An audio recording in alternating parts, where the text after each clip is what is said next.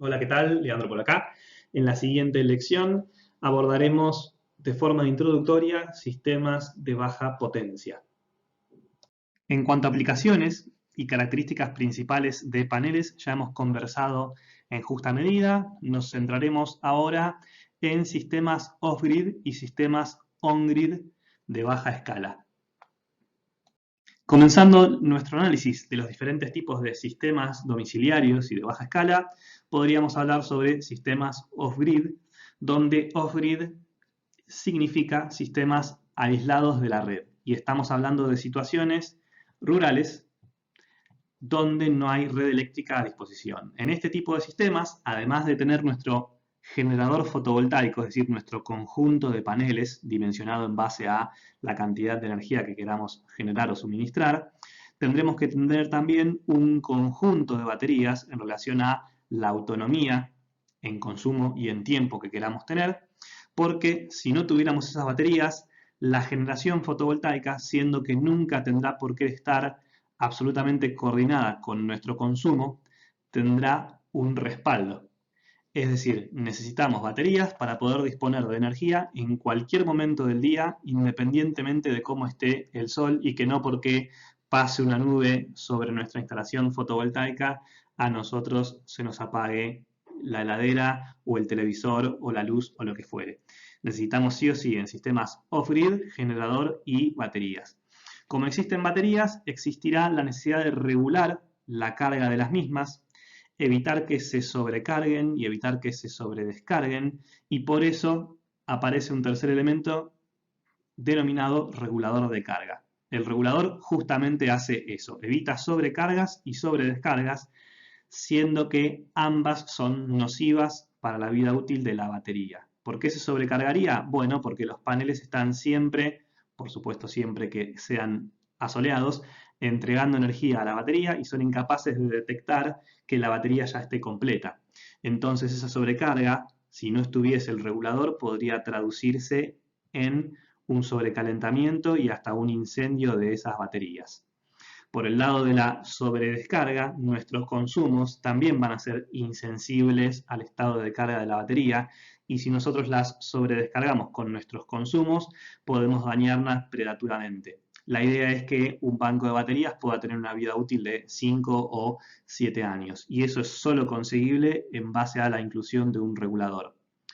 El regulador también sabe tener otras funciones básicas, como por ejemplo evitar la circulación inversa de energía desde las baterías hacia los paneles, lo cual técnicamente podría ocurrir en cualquier momento nocturno, siendo que en ese instante los paneles no tienen tensión ya que no están asoleados, y las baterías sí, por supuesto, porque fueron previamente cargadas. Por último, aparece un cuarto elemento en estas instalaciones, que es el inversor.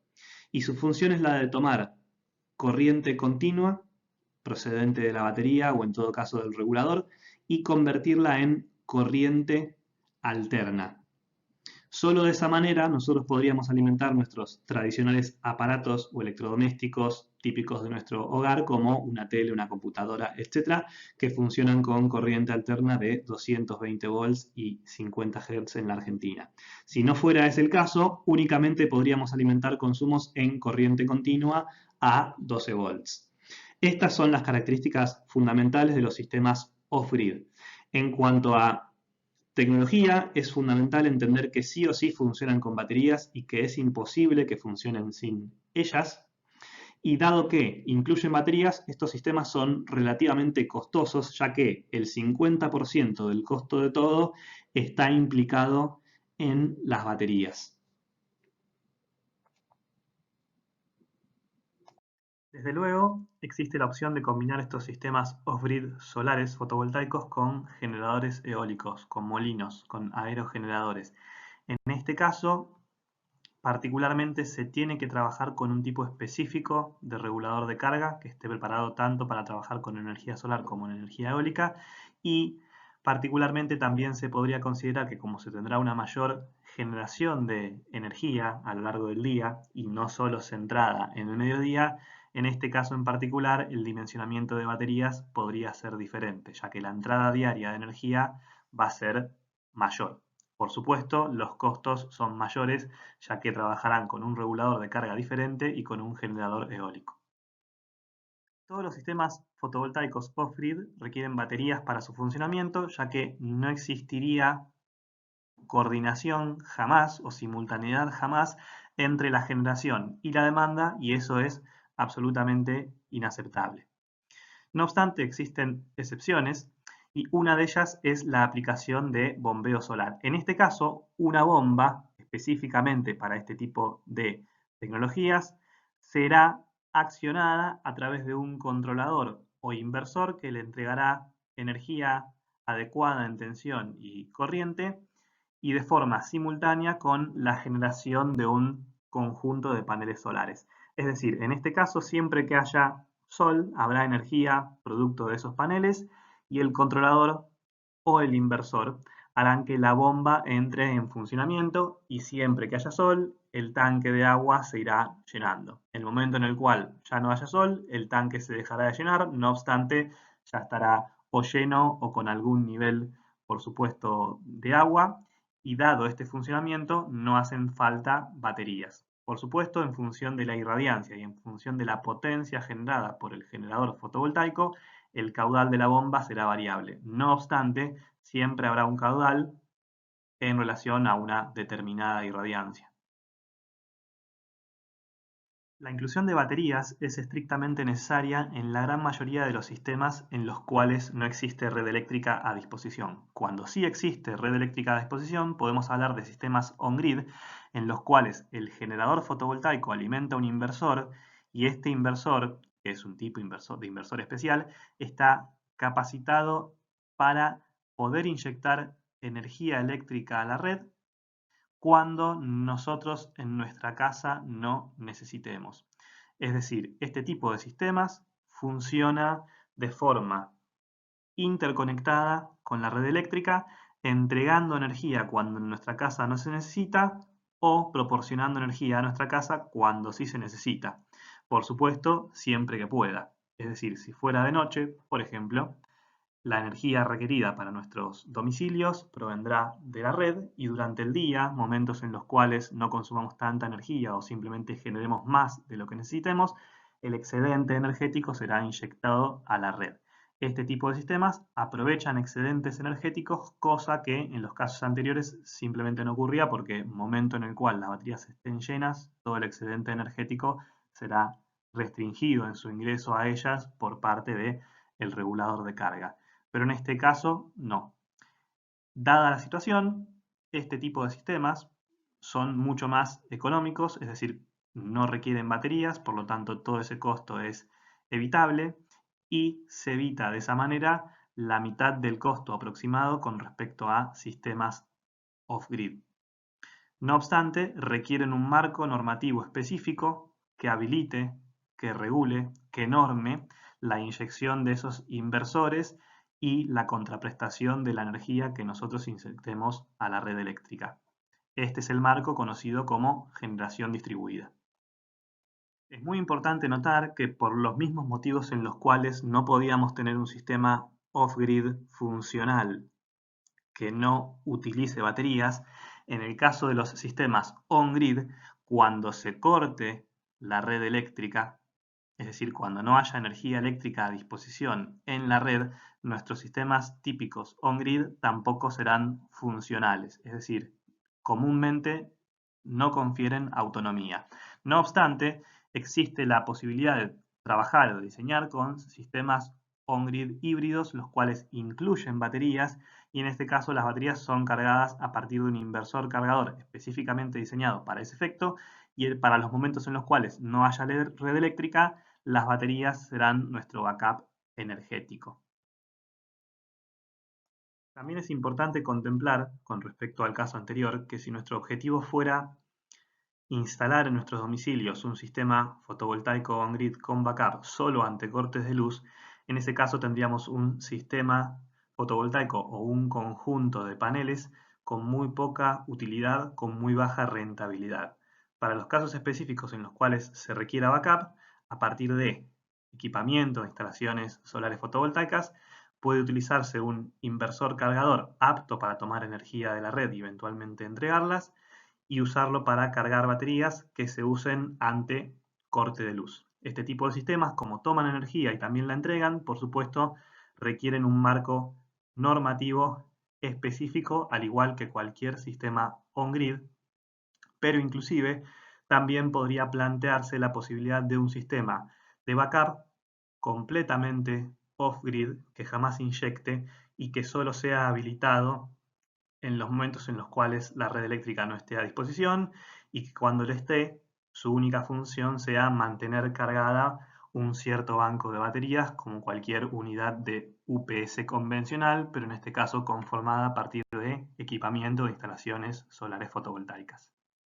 Cualquier sistema on-grid será de importancia capital la dinámica de contraprestación de la energía, y en términos generales existen tres.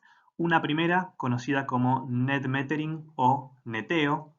En este caso, cada kilowatt hora inyectado será tomado como parte de pago de cada kilowatt hora consumido. Es una especie de cuenta corriente de energía, y entonces si un mes gastamos 300 kilowatt hora de la red, pero al mismo tiempo durante el mismo periodo inyectamos 100 kWh, entonces tendremos que pagar 200 kWh. Una segunda dinámica es la de feed-in tariff o tarifa de inyección, y en este caso se nos comprará la energía inyectada a la red a un precio mayor que el que después nosotros pagaremos por la energía consumida.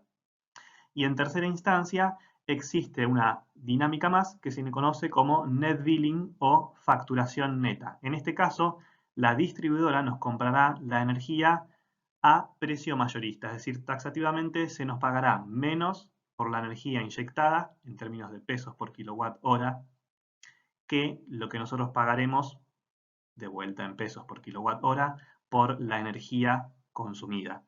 El net billing a priori parece ser la dinámica menos conveniente de todas.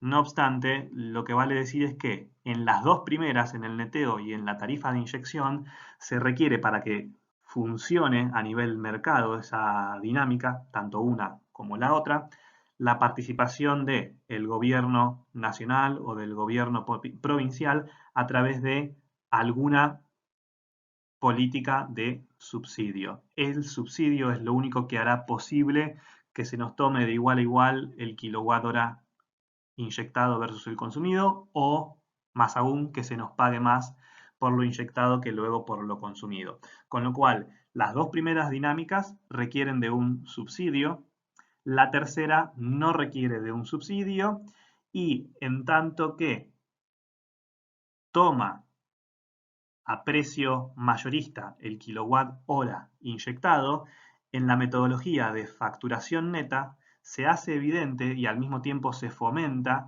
que la generación fotovoltaica, que las instalaciones sean realizadas en lugares en los cuales la energía sea consumida cuando se la necesite.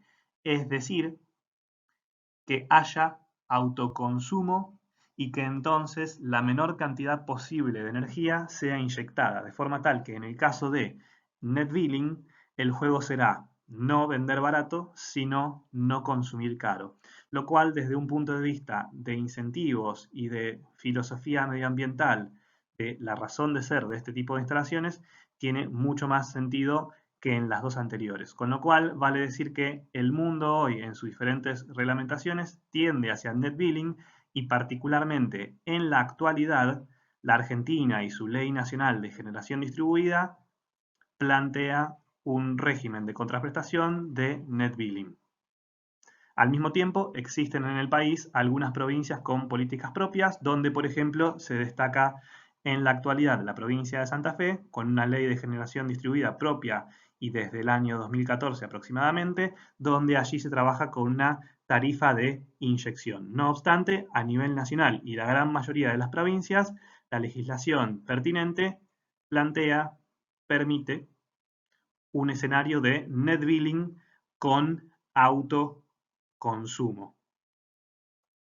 Ese escenario de net billing o facturación neta aplicado a una situación domiciliaria, por ejemplo, un consumo mensual de energía eléctrica de 330 kWh por mes y una potencia fotovoltaica instalada de 4 kilowatts, nos daría una situación en la cual en los horarios centrales, es decir, los horarios en torno al mediodía en los cuales el sistema fotovoltaico generará su mayor cantidad de energía, habrá siempre una determinada cantidad de inyección a la red eléctrica.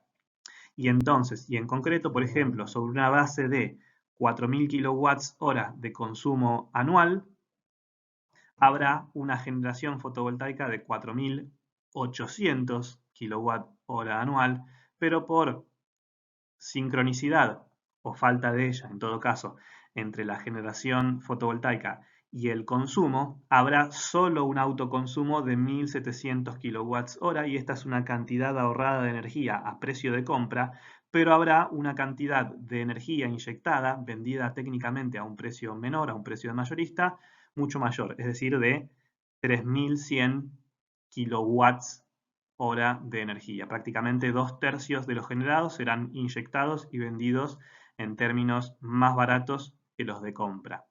Este es el escenario típico de cualquier situación domiciliaria bajo un sistema actual de net billing. No quita que no pueda ser conveniente o interesante para muchos. Sí, particularmente podemos comprender que este mismo escenario aplicado a un consumo industrial en el cual el autoconsumo sea del 100% será, por supuesto, mucho más conveniente.